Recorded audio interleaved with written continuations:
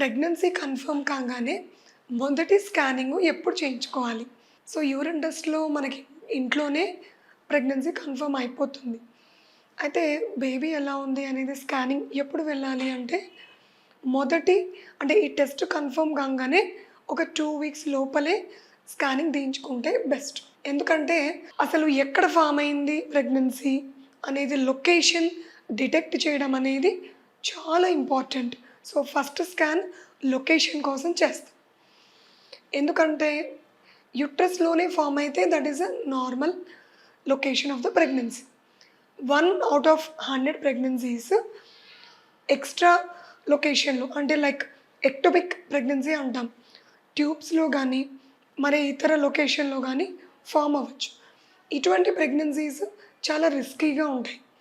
So అందుకని confirm కాగానే మొదటి 2 వారాల్లోనే స్కాన్ చేయడం వల్ల మనకి లొకేషన్ అనేది తెలుస్తుంది. ఈ లొకేషన్ స్కాన్ అయ్యాక నెక్స్ట్ ఇంకెటువంటి స్కాన్స్ ఉంటాయో నెక్స్ట్ వీడియోలో చూద్దాం.